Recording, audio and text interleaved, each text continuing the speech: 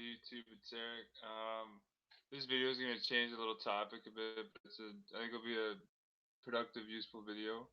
I'm gonna talk about in this video, kind of like what the mystery. Like you always see images. I'm gonna pull up images, but you always see images of like ancient Christian, Hindu, and Buddhist, Zoroastrian, all sorts of different traditions. Even like a bunch of the natives. You always see pictures of these natives with a golden kind of aura emanating around from their head. It's pretty universal in every single culture. Okay, but there is a reason for that, and essentially, I believe that they're expressing essentially like a scientific spiritual truth, and what they're expressing though is the process of raising the Kundalini oil up the spinal cord, aka the River of Jordan or the Ganges River, the Nile River, raising the seed, the oil up the spinal cord, and having the oil come up to the top of the brain and stimulate the pineal gland, the third ventricle. And then once that happens, you reach a state of higher consciousness. It's almost like a mystical experience in consciousness. But that's what I think the pictures of the saints with the halos around their head is truly representing.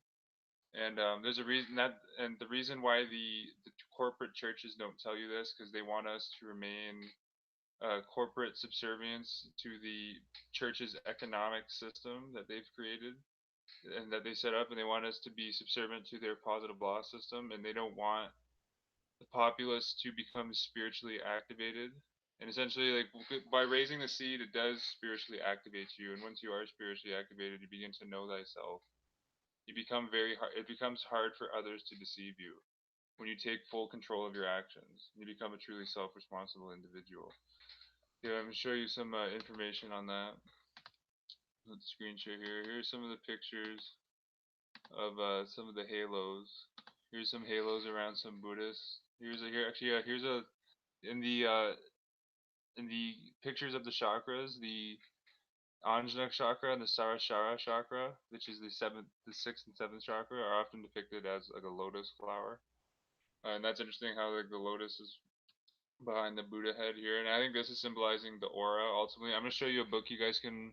There's a scientific book that was published in the early 1900s by a man named Walter Kilner, who I think scientifically proved that the etheric auric field that emanates around the body does exist. Here's some more pictures of the aura, and note how it's like the light of the sun behind the aura, because I think it's the light. I think it's the solar power that actually like activates etheric energies that emanate around our bodies, and I think those energies actually give life to our physical system. I think that's actually how it works. Because if you think about like the light of if the sun didn't come up the next morning, like we would all be in a huge trouble. Like the sun is literally the giver of life, like on this earth. Without the sun, like life cannot exist on the earth. That's why I think the sun is a sense like an etheric converter or etheric diffuser. Um, Here's some more pictures of the aura here on some Buddhist images. You notice how the aura is golden, like the light of the sun. And I found the golden aura here on some Christian. Jesus is actually often seen quite a bit as the aura. Jesus, in astrotheology, like also represents like the sun. It's the 12 disciples, you know, the 12 astrological houses that the sun travels through. Um, he dies and rises again after 3 days. That's the sun when you're in the northern hemisphere. Uh, 3 days on the winter solstice from the 22nd to the 25th, sun is not visible from the northern hemisphere, and then it rises on the Crux constellation. So like and that's why Christ is known as like the light of the world, but he's more than just the sun. Like he's kind of like the personification of soul and spirit, and that light of the sun is also like the light inside your body that emanates from the pineal gland. And once the Kundalini oil hits that light, like you are Christed or like activated spiritually. Let's see. Here's some more. Here's Krishna. Looks like with the aura, the sun aura behind his head. Even in some like they put this truth in like their own churches. Like they put like this esoteric symbolism in their churches, especially in the Catholic churches. But they don't tell the masses, cheap churchgoers, obviously what it means because they don't want their flock to become empowered. They don't want them to become like alchemically regenerated in the spirit of Christ. like as man thinks in his heart, so is he. And where your heart lies, your treasure lies as well. That's from the book of Matthew. Yeah, so there's some interesting pictures there. Here's looks like there's Jesus with the aura behind him. Okay, but so this is from the book here. You can find this on the internet for free. This is called Melchizedek and the Mystery of Fire. Melchizedek in the Bible is a reference to like the priesthood of Melchizedek, and it says in the Bible that like Melchizedek. To me, I get the idea that Melchizedek is actually a symbol for like higher like the spirit or the soul, because it says like Melchizedek is born of no man and like he rules like eternally, which to me is a symbol of like the eternal spirit. We see here the halo, so often pictured around the heads of both Christian and pagan deities and saints, is also emblematic of the sun power. According to the mysteries, there comes a time in the spiritual unfoldment of man when the mysterious oil, that being like the Kundalini oil, which had been moving slowly up the spinal column, finally enters the third ventricle of the brain. And actually, in Manly P. Hall's book here, Healing the Divine Art, kind of goes into the magnetic fields of the pineal gland. In Helena Blavatsky's book, actually, you can find this for free online. They're called the Esoteric Papers, I believe, or no, the Esoteric Instructions. You can read lots of information on like the magnetic field of the pineal gland, but NEP also goes into the pineal gland's magnetic field in this book here. Essentially, it's kind of the implications. Like, I'm not saying like this is just some well learned researchers' take on it, but essentially like they kind of they think that like the pineal glands is essentially almost it's like a miniature solar system like operating in the magnetic field emanating from the pineal gland, and that coincides with the whole doctrine of as above, so below. And it's the power of the sun that stimulates the gland's magnetic field. You can read on the screen here. You can find this book for free on Scribd. I bought this for like $6 on the Philosophic Research Society website. Actually, I'll show you the book though of this doctor here. See, the late Dr. Kilner developed a technique for rendering certain parts of the human magnetic field visible to non-clairvoyant vision. With the aid of dioxine screens, he was able to cause a temporary change in the human optical process, which enabled the average person to see the lower or least attenuated parts of the human aura. And that's the aura, I think, is powered by the sun, and I think the human aura is, or the sun aura that emanates around all of us, is what the pictures of all the halos of the religious saints and mystics represent. The internal spiritual process of awakening the soul and arriving at higher consciousness. We see intensive research carried on with these screens resulted in the development of a technique for the diagnosis of human diseases through the study of patterns and modifications visible in the auric emanations. For details of his methods, consult his text, The Human Atmosphere, and I found a free PDF online of the Human Atmosphere book. Oh, what happened there? Right here. Yeah, right here. Human Atmosphere. Oh, it's mindserpent.com. Here it is. See, this book was published in 1911. Google Books put it out for free. I'm actually surprised they did. You see here, it's legit. This guy was not, like, he wasn't even like an occultist. He was a doctor. The Human Atmosphere, the aura made visible by the aid of chemical screens. You hear Walter Kilner. You see, he was the electrician at St. Thomas Hospital in London. And there's a reason why the scientific community never promotes works like this, and they'll happily call this book pseudoscience. Yeah. There's a quote I want to show you here. Oh, copy and paste.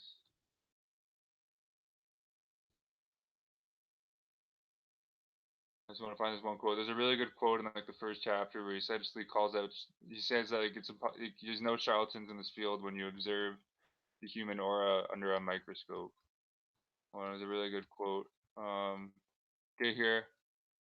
Since this has been the case at the present time, the subject has always been looked at on Askins, but there is no more charlatanism in the detection of the human aura by the methods we employ than in distinguishing microbes by the aid of the microscope. Okay. Dude, he's saying right there, like it's not. There's no charlatanism in scientifically observing the aura. And you can, I'm gonna show you some pictures here quickly. He shows pictures of like all the different cases. So like, here's that aura of a healthy boy. There's another aura right there. Here's an aura. Oh, you're a healthy, strong man. You see here, like the aura has more magnetic, like etheric fields around it. Yeah. So this was science that like came out. Yeah, Manly Hall talks a bit about this book here.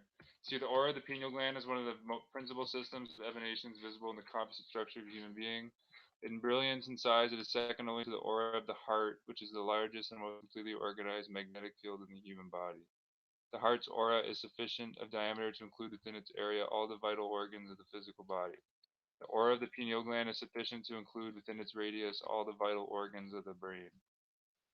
Energy and power of the aura of the pineal gland is derived from the aura of the heart, which also is the source for the auric field of the reproductive system.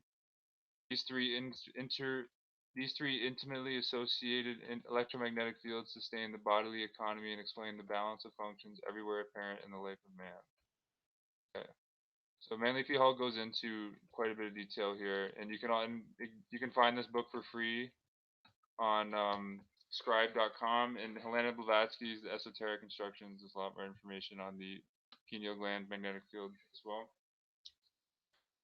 You see, you're back to Melchizedek and the mystery of fire, going back to the halos. According to the mysteries, there comes a time in the spiritual unfoldment of man when the mysterious oil, which has been moving slowly up the spinal column, finally enters the third ventricle of the brain, where it becomes beautifully golden in color and radiates in all directions.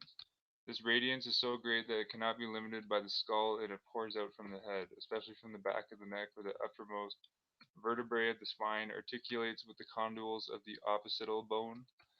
It is the light pouring out in a fan-shaped aura around the posterior part of the head that has given rise to the halos of saints and the nimbus so often used in religious art. The light signifies human regeneration, and it forms part of the forms part of the, forms part of the auric bodies of man. These auras have been greatly influenced in the color form of the garments used in religious ceremonies. So interesting here, guys, because this I know there's the Scottish Rite Masons are serving the Jesuits, but they do understand. These guys are smart. They understand the secrets of the nature, the secrets of the soul, and the secrets of electromagnetism, and the etc. We see here the robe of blue and gold, which Albert Pike speaks of, and the vestments of the different degrees and the hierarchies of all religious orders, are symbolic of these invisible emanation forms which surround man, their colors changing with his every thought and feeling. By means of these auras, the priests and philosophers of the ancient world chose those disciples who would do credit to their teaching. Okay, so interesting there. So, um, the physical proclivities of the sun and its water drawing power were used to symbolize a spiritual process in which the divine nature of man was raised or illuminated. That's the light of the sun is like the process of like the kundalini energy reaching the pineal gland and drawing upwards by the heat of the sun, these emanating rays spreading the threefold spiritual power as love, wisdom, and truth. Yeah, interesting there. Okay, and actually, you know, I'm gonna go to the screen share here. Where is it here?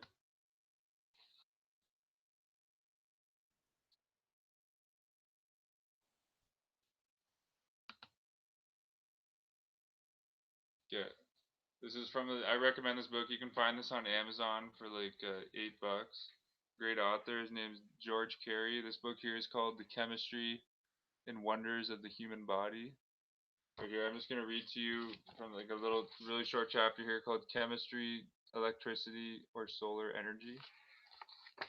Okay.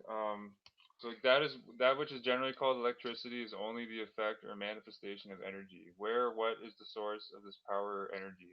That is the sun's solar energy. In what manner does this energy operate to produce the phenomena of light and heat? By its operation or chemical action on so-called matter, i.e. the aerial elements. Different rates of vibration produce different manifestations: heat, cold, light, so-called electrical effect, sound, color, animal or plant growth, or blood, etc. Air breathed into the arteries, which are air carriers, unites with the mineral base of the blood, the inorganic salts of food, and thus is precipitated, condensed, and chemically changed into blood by the same law, that being the law of the Creator's infinite intelligence, that changes these elements into vegetables, fruits, nuts, flowers, and grass. The organic portion of food, oil, albumin, fibrin, etc., is consumed chemically burned up in the stomach and intestinal tract. To set free its stored up energy for motive power to run the human laboratory or machine, so the process of inhaling air, raw material for blood, may go on. By this combustion, the mineral or cell salts of iron, lime, potassium, magnesium, sodium, and silica are set free and enter the blood vessels by transmosis and form the negative pole of the chemical formula called the blood. The blood is the product of energy operating upon matter, which is energy in concrete form, and proves the ancient statement true that, quote, God made of one blood all nations that dwell on the earth, end quote. This is literally true, for there is only one substance from which to make anything. Okay, and so just continue. I'm reading through the chapter here. George Carey, The Chemistry and Wonders of the Human Body. George Carey was a biochemist. I'm going to throw up some pictures here of, I found some really interesting alchemical diagrams of Robert Flood with the sun. Here's an interesting picture here. So you see how the sun is like the spark of magnetism and electricity that electrifies like the aura that emanates around all of us. And here, I'll pull out some good pictures of the sun, but I think there's some good alchemical diagrams. Then are we, so this is back to George Carey here. Then are we to understand that solar energy and electricity are one and the same? Yes. There is but one energy and one source of power in the universe. It is the one and only dynamis. This energy is neither electricity, heat, light, darkness, or cold, but produces all of these and all other phenomena by its word, will, operation, or vibration. There's absolutely no proof that the sun is hot. And actually, you guys, for proof that the sun is not actually hot, this is another great book that Google Books put out for free. In this book, General Pleasonton actually debunks the theory of gravity, and again, like alludes to gravity is actually magnetic attraction and repulsion. You can find this book for free, General Pleasonton, the blue and sun's light and their influence upon life and disease. This was published by Harvard University, I think, actually. Let me see here. Yeah, the Harvard. Well, this was came from the Harvard Medical Library, so this is a really good book. And he debunks gravity and actually proves that the sun is not a ball of hot gas. Okay, so check that out there. Back to George Carey here. There is absolutely no proof that the sun is hot, but there is abundant proof that it is a mighty center or dynamo of energy, force, or power, constantly radiating its waves of energy throughout the solar system. And the action of this force or friction on the aerial envelope of the Earth causes heat in different degrees according to the divine creative will. 2 clear days in August, the temperature one day is 95 degrees, the next is 75 degrees. The cause, the different rates of vibration and the waves of energy from the great solar center dynamo, the sun, directed by infinite intelligence. Does it not seem very foolish to complain continually about the weather?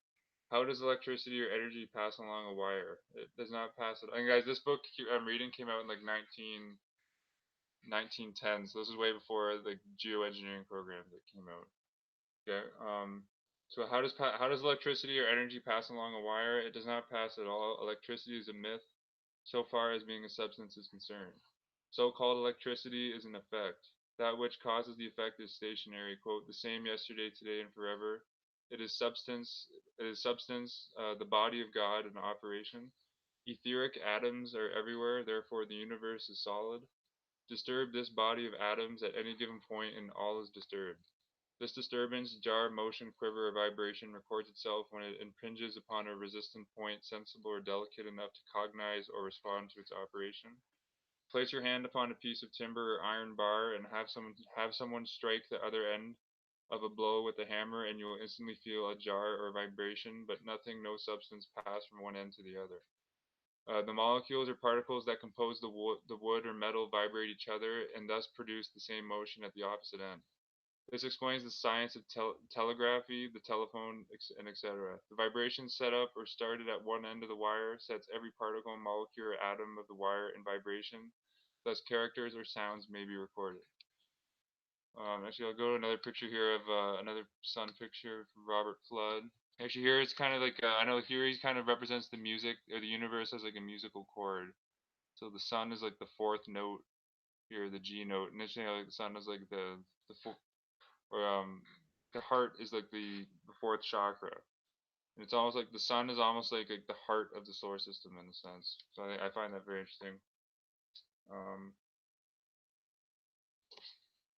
Continuing here with Dr. George Carey. Flesh, bone, blood, nerves, and all fluids of the body are composed of cells, molecules, or atoms formed from the same universal etheric substance that composes the molecules that make the wire, and the rate of vibration set in motion by the dynamo is transferred to the human organism, and a jar or shock is the result.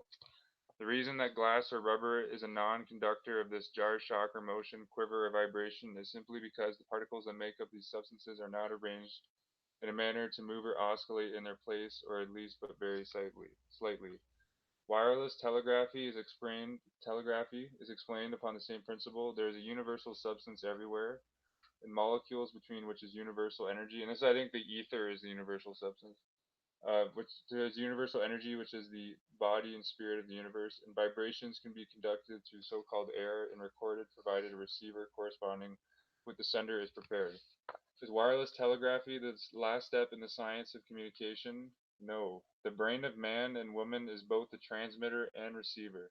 And when the race awakens, it will find that the brain is the only instrument needed, and that the medium and that the medium for transmission of thought is everywhere present.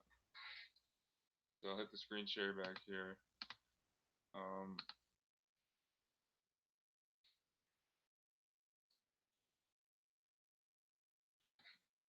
oh. Yeah, so I recommend this book. It's called The Chemistry and Wonders of the Human Body. Okay, actually, I found here's Manly Hall comments on George Carey's work a little bit here in the pamphlet, The Apocalypse of St. John. There's some great photos in here too. You see here, so the Dr. George Carey is who I just read to you from, the biochemist. Dr. George W. Carey was also convinced that the Bible was a master text for students of anatomy and physiology. It was my privilege to be a close friend of Dr. Carey, and I lived in the same house with him for several months. He created a chart of physical regeneration in which he set forth correspondences between biblical references in anatomy and physiology.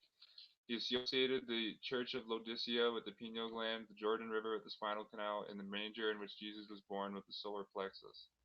The accompanying key figure from Flood may be considered a major key to the apocalypse.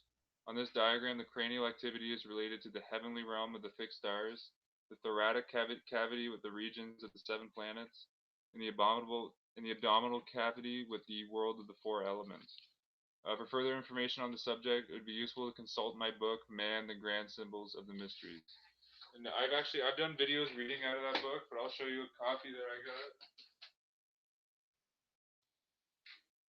There's very solid information on like the human body and the human anatomy and esoteric philosophy. Here's a copy right there, Man, the Grand Symbol of the Mysteries. Manly P. Hall. This book is still in print. You can find a copy of it on Amazon for like $20. Okay. You see, so the diagram that Manly P. Hall just described of Robert Flood is right here. And he divides, and see here, Flood divides the principal divisions of the body indicated by the numbers 1 to 3. These correspond to the threefold nature of man, spirit, body, and soul. There's the picture right there. You can see the light of the sun at the top is almost like resembles the halos on the religious mystics.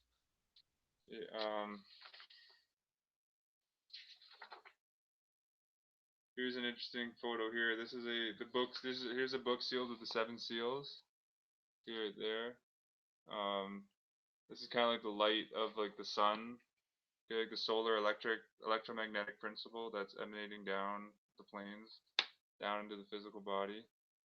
I think these 4 elements symbolize like the four etheric forces that flow into the human body. And there's much more, like the 4 elements, like the fourfold scientific chemical makeup of the body, like nitrogen, carbon, hydrogen, and oxygen. Okay, here's a photo of the opening of the 7th seal. I think you can see like the stars rushing in on a pattern here. I think this is actually symbolizing the spinal oil. The star, you see these are stars. I think this is the spinal oil rising up the canal up into the pineal. Interesting diagrams there. Okay.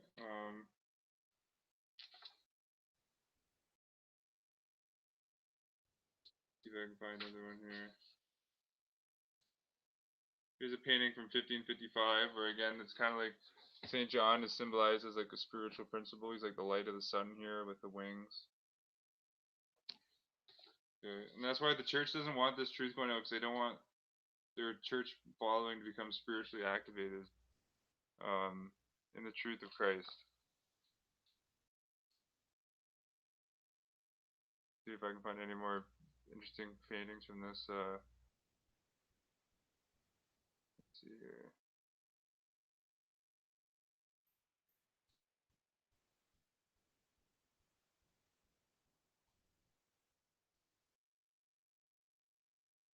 There's another kind of alchemical photo here of the process of physically regenerating the body with the oil. You see the crown symbolizes the sun at the top. The sword and the earth at the bottom, I think, kind of symbolizes like you're destroying like your lower self, like you're turning your vices into virtues. Okay. I'm not going to keep the video going on too long. I'm going to get one more picture. I'm going to read to you just a really quick quote from Manly P. Hall here on the third ventricle. So that's what like when the Kundalini energy flows up the spine. It is said that it hits the pineal gland and it lights up the third ventricle in a golden halo. Here's a good picture here of the ventricle system and Robert Flood put out. I'm reading to you here from Manly P. Hall, The Occult Anatomy of Man, page 2023.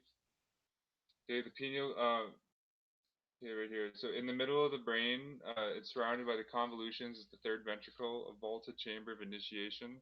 Around it sits the three kings, the three great centers of life and power, the pituitary body, the pineal gland, and the optic thalamus. In this chamber is also a small gritty seed, which is undoubtedly connected with the king's coffer in the Great Pyramid. The third ventricle is supposed to be the seat of the soul, and the aura radiating from the heads of the saints and sages is said to represent the golden glow pouring from this third ventricle. And you guys actually, if you notice this, like you can actually feel like the cosmic, like etheric magnetism from the sun if you sun gaze. You can actually feel it like stimulating your frontal sinus, like third ventricle region between your eyes. Like sometimes when I have sun gaze for like 20 minutes straight, I can actually feel like my pineal gland like bulging a bit. And I think it's because it's growing and it's beginning to like secrete certain enzymes to like the rest of my endocrine system that is preparing my physical body for the process of the oil to rise. And the sunlight also like improves your sleep and gives your body vitamin D. I think it overall just enhances your mood. There's so many benefits to sun gazing. You see, between the eyes and just above the root of the nose is a spreading in the frontal bone of the skull, which is called the frontal sinus. The slight bulge caused by the spreading of this bone is known to phrenology as the seat of individuality. It is here that the jewels produce the same result. This life descending is symbolized as the world saviors who come down into the world to die for men. And that the world saviors who come down to the world to die for men is like it's your own spiritual soul that comes down to save you. Yeah. Later, these lives are returned again to the brain, where they glorify man before all the worlds of creation. Okay. See here if I can find any. Also, another interesting guy, like Jesus' 12 disciples. I think are a reference to the 12 cranial nerves in the brain. At least one interpretation of it. Okay. And there's 24 elders around like the throne in the Bible. I believe it's like the throne of Revelation. The 24 elders, like the 12 cranial nerves, are actually in a set of pairs. So there's actually 24 cranial nerves that like, and the pineal gland is in like the center of all these 24 cranial nerves. So like, to me, that's another allegory to activating the pineal gland in the spiritual consciousness. By fully activating your cranial nerves. And the cranial nerves is actually how like you experience like the whole physical reality. It's how you smell. It's how you hear. It's how you so just how you engage with the physical world. Okay, but yeah, I just wanted to make this video about like the halos on it's the solar principle. It's the solar electricity that radiates around the aura and actually empowers like you guys think about like the reason like there's oil like the oils in our system because oil is used to stop friction. So if there wasn't any oil in our system, we actually wouldn't be able to move at all. We'd be completely rugged. because there would be no way for like the body's muscles and parts to like all move interdependently of each other. It'd be a complete. It would just be. You'd be completely rigid. You'd be like a robot. Okay. Okay. See if there's any other quote I want to read to you from this book here.